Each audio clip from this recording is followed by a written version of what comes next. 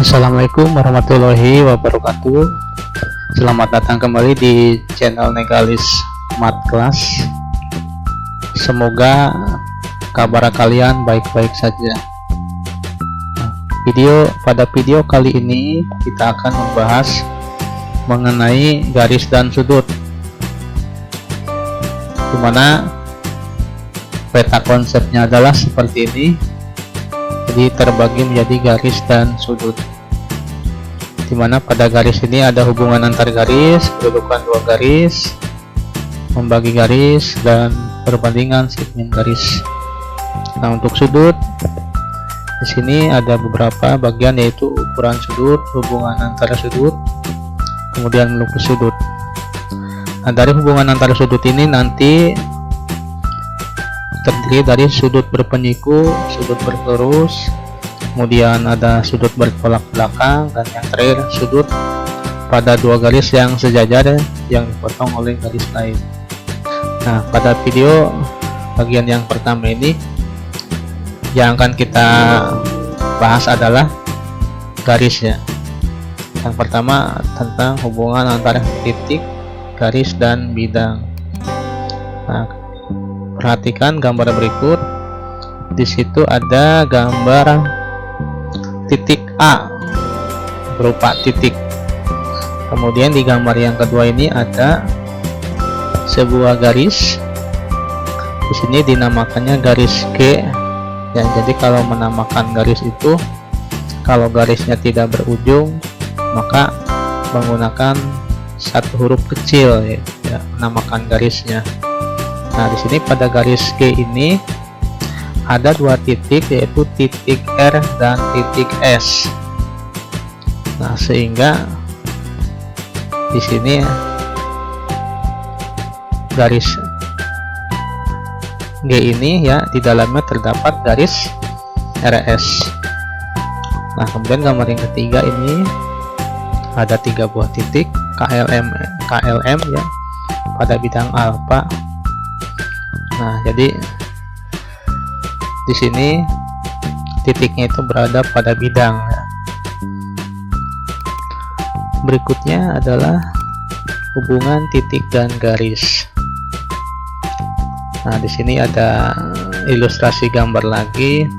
Gambar yang pertama ini ada garis L, kemudian pada garis L ini ada titik H. Maka titik H ini berada pada garis L. Sedangkan gambar yang kedua ini ada titik B dan garis M. Nah, titik B ini posisinya ada di luar garis M. Kemudian hubungan titik dan bidang.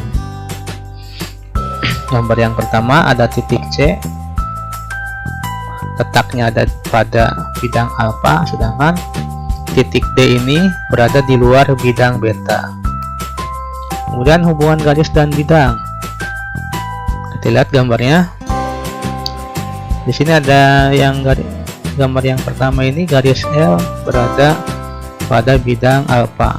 Nah, gambar yang kedua garis L berada di luar bidang alfa. Sedangkan yang gambar ketiga ini garis L menembus bidang alfa. Nah, berikutnya ada titik-titik segaris. Nah, kita lihat di sini ada garis L. Nah, pada garis L ini ada titik A dan B, sehingga titik A dan B ini merupakan titik-titik segaris. Nah, ada juga titik-titik sebidang. Contohnya di sini ada titik C dan D yang letaknya ada di bidang beta. Kemudian yang berikutnya, nah, ini pengertian antara garis, segmen garis, dan sinar garis.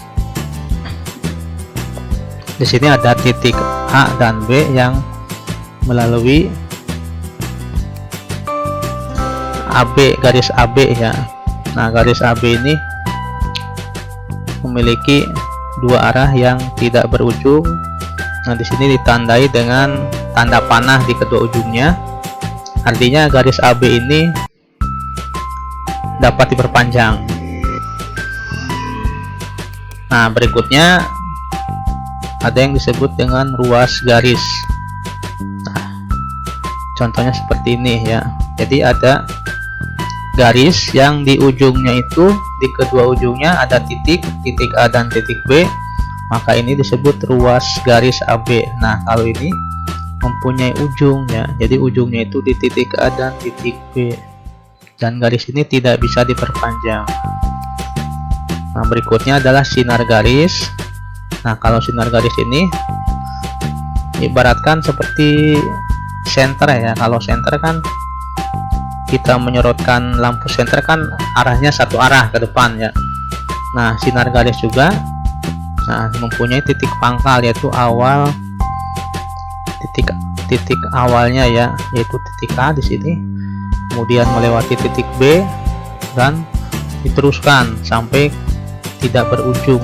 Makanya di sini dari titik B ini menggunakan tanda panah, artinya masih bisa diperpanjang. Nah, yang seperti ini disebut sinar garis. Nah, jadi bisa kita bandingkan bahwa kalau garis AB ini tidak mempunyai ujung, sedangkan ruas garis mempunyai ujung di kedua ujungnya itu ya, sedangkan sinar garis itu memiliki satu ujung, nah tapi yang arah satunya lagi tidak memiliki ujung, artinya bisa diperpanjang. Nah, berikutnya kedudukan dua garis. Nah, misalkan ada dua buah garis ya. Nah, di sini gambar yang pertama ini menunjukkan dua garis yang tidak sejajar ya, kita lihat, dan juga tidak berpotongan. Gambar yang kedua, di sini ada garis yang sejajar. Nah, kalau garis yang sejajar ini kalau diperpanjang tidak akan berpotongan. Yang ketiga, ada yang disebut dengan garis berimpit. Artinya garis berimpit itu berada pada posisi yang sama, hanya berbeda namanya. Nah, yang berikutnya ada garis yang saling berpotongan pada satu titik ya pastinya ya. Dan yang terakhir, garis yang saling berpotongan tapi tegak lurus, jadi membentuk sudut siku-siku ya pada titik perpotongannya itu ya, membagi menjadi 4 sudut siku-siku, makanya disebut saling berpotongan tegak lurus. Nah, untuk lebih memahami, perhatikan ada gambar kerangka balok ABCDEFGH. Nah, dari gambar tersebut kita bisa tentukan garis-garis yang sejajarnya, yaitu yang pertama itu garis AB. Nah, kita cari yang sejajar dengan AB adalah CD, EF, dan GH. Kemudian ada juga garis yang sejajar dengan AE, yaitu BF, CG, dan DH. Nah, berikutnya juga ada garis yang saling berpotongan tegak lurus. Nah, contohnya di sini garis AB berpotongan tegak lurus dengan garis AD dan garis AE. Nah, garis AB juga berpotongan tegak lurus dengan garis BC dan BF di titik B, dan seterusnya. Nah, itulah penjelasan mengenai garis ya. Nah, coba sekarang kalian perhatikan ada balok, ada gambar balok PQR ST UPW. Nah, coba kalian kerjakan ya, nanti jawabannya kalian tuliskan di kolom komentar. Baik, itulah penjelasan mengenai garis. Terima kasih, mudah-mudahan kalian paham. Jadi, wassalamualaikum warahmatullahi wabarakatuh.